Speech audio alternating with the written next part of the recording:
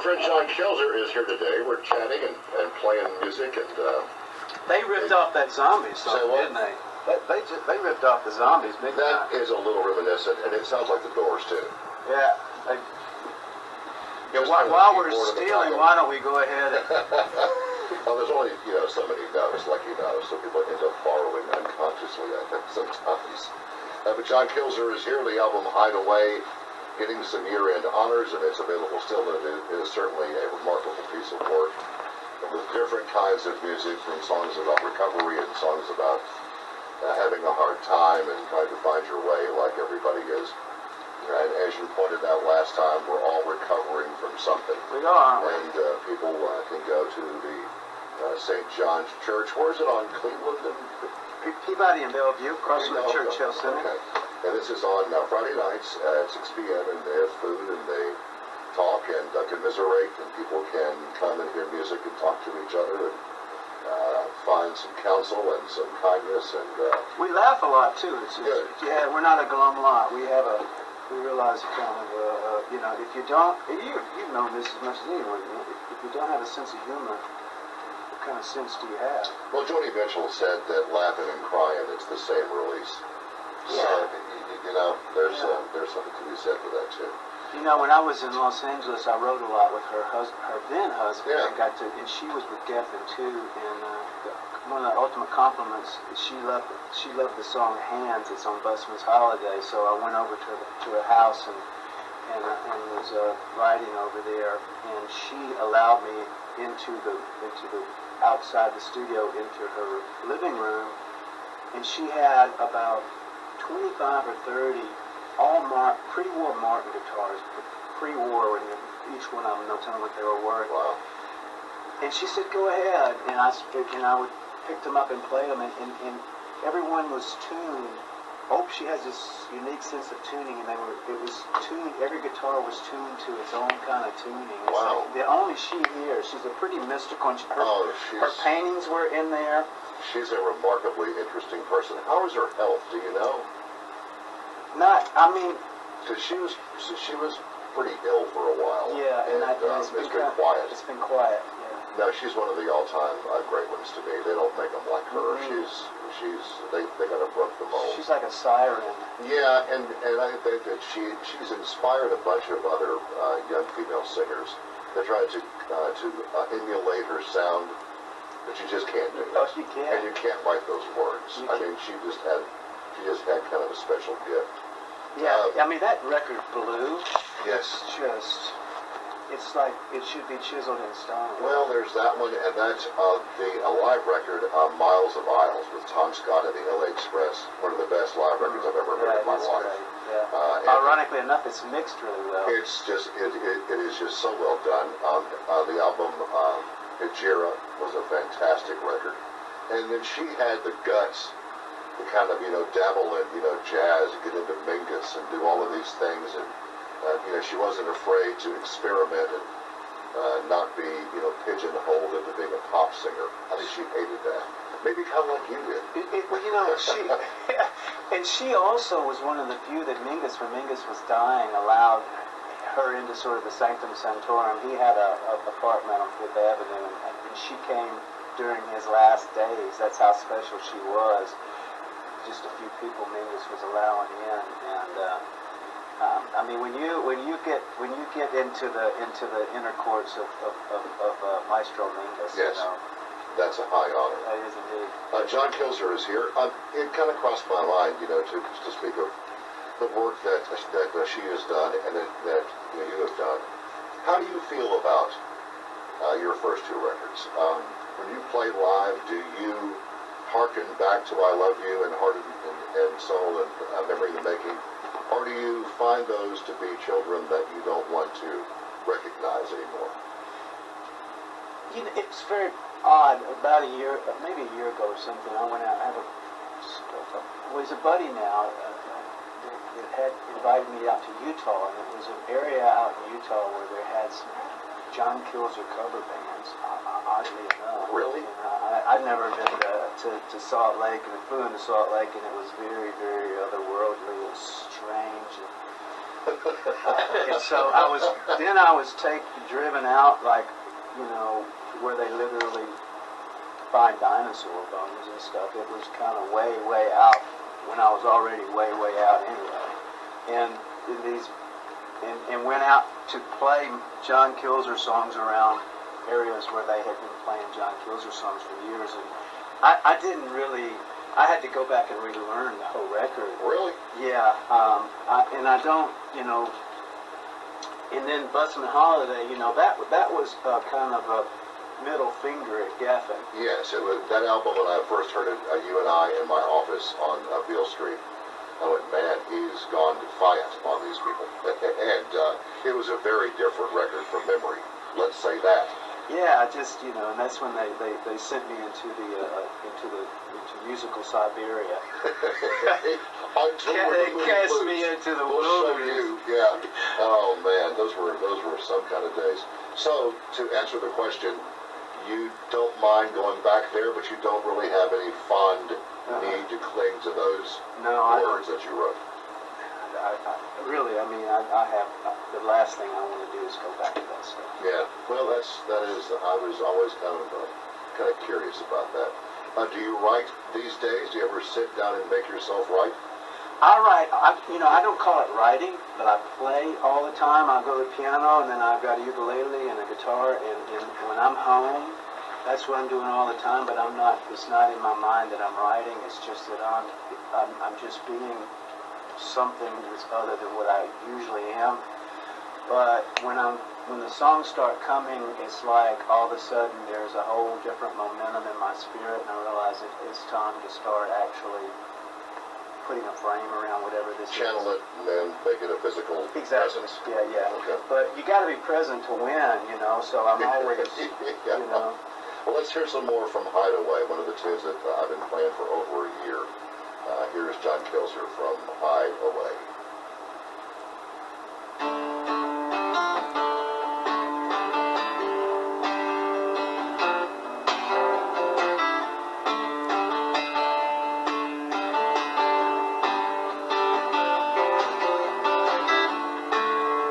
Upon my castle side,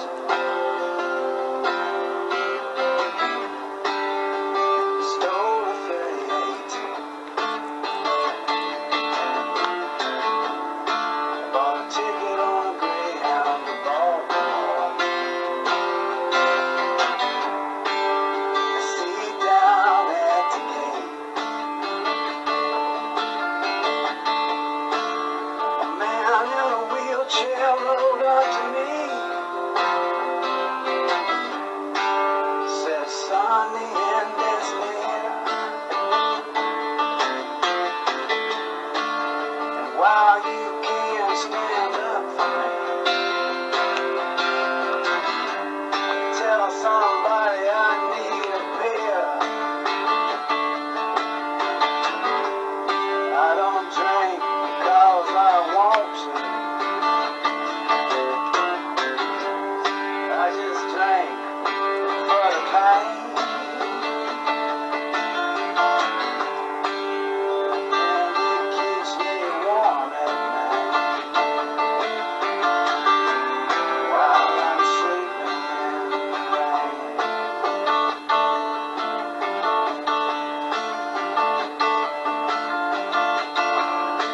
Got a part-time job in Omaha. In a late-night convenience store. I spend most of my time reading magazines. Kept a damn close watch on the door. A girl come in with tracks on her arms, shaking like a tambourine. I said, honey, what do you do yourself?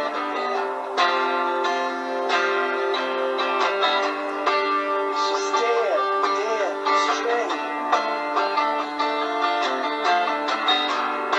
She said, I don't mind, John, 'cause I won't.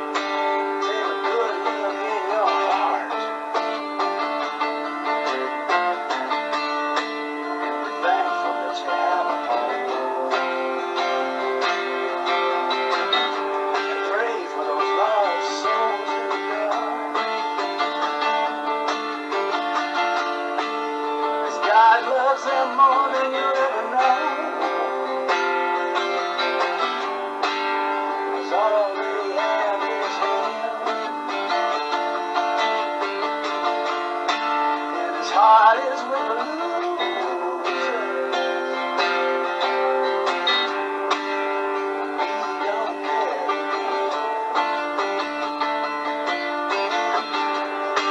and he loves them 'cause he wants to.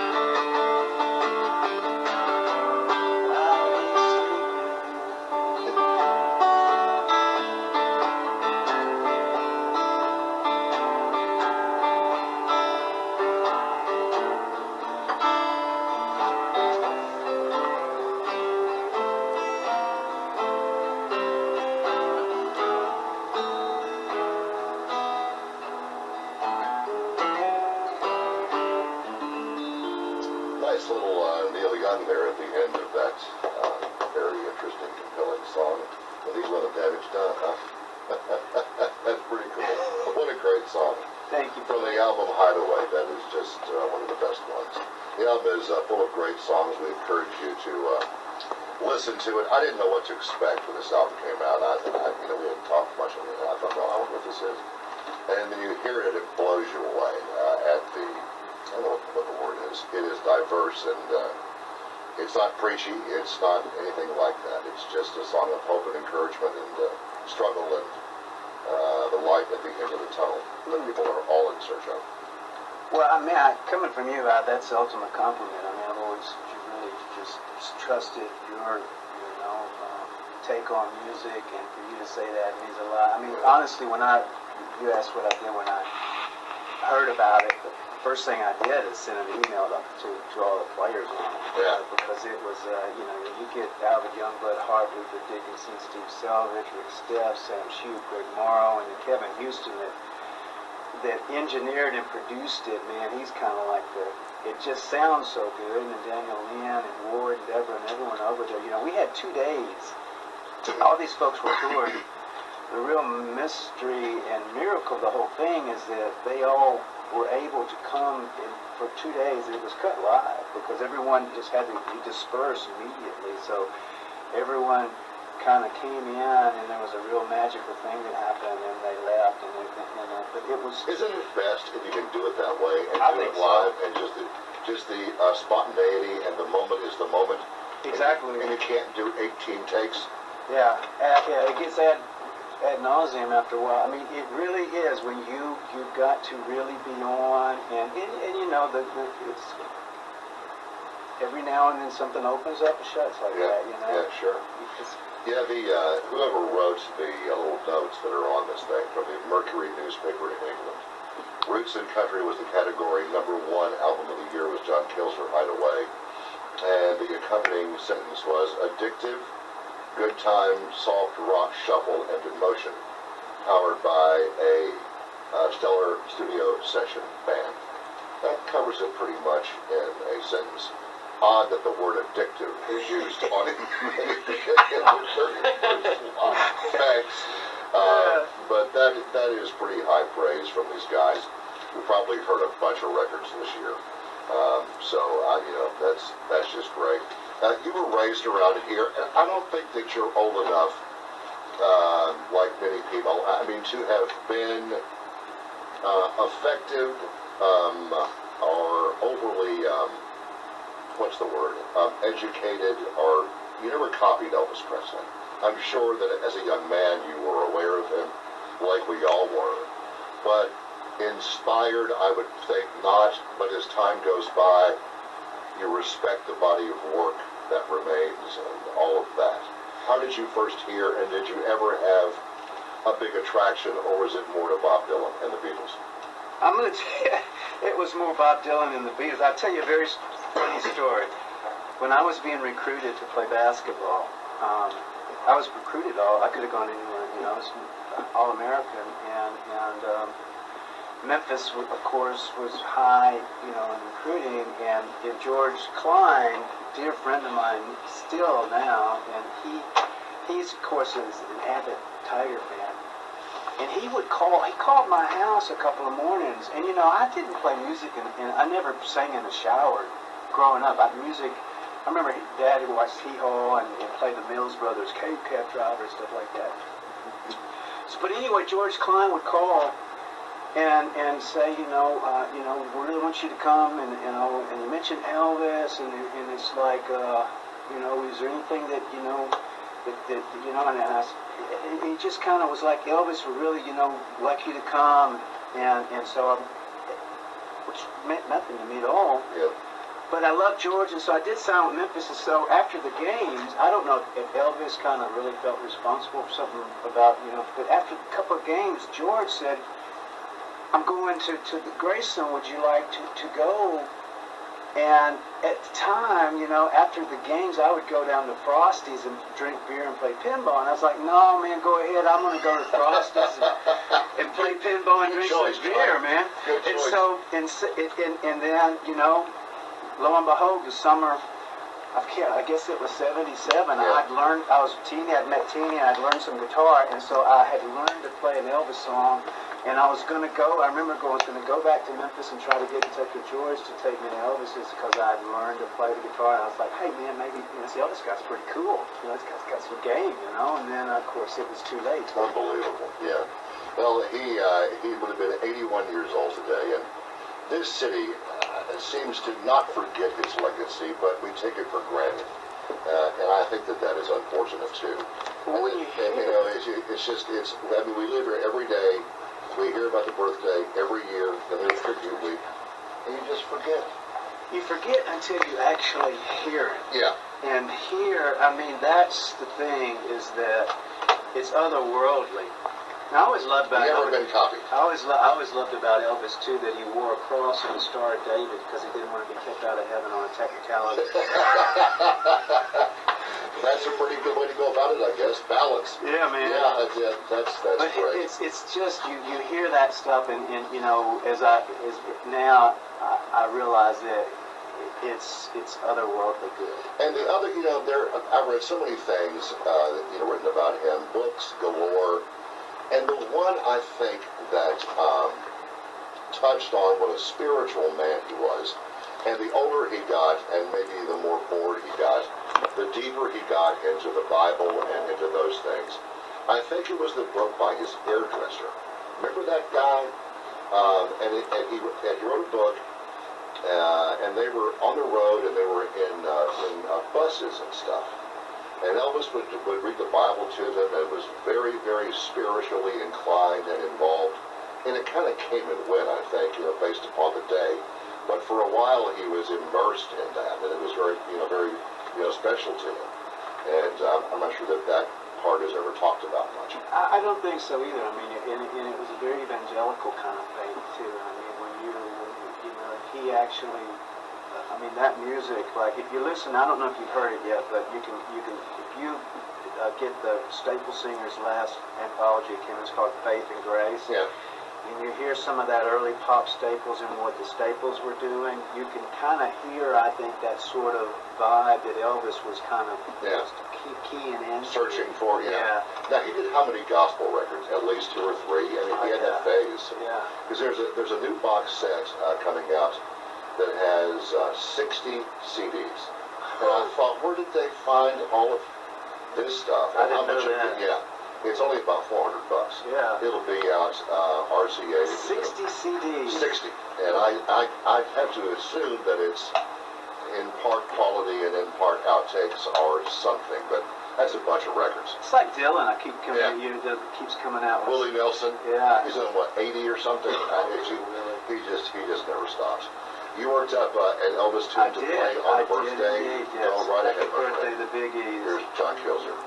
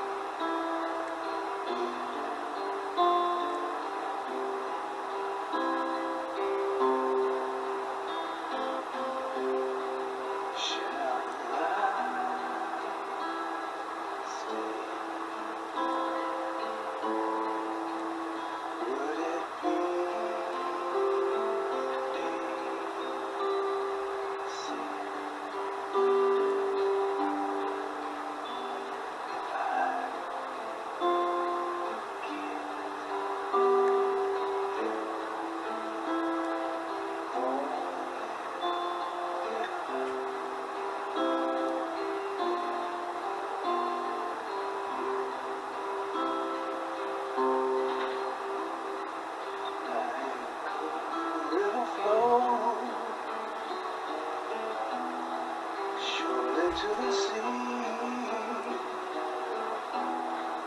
Darling, so it goes.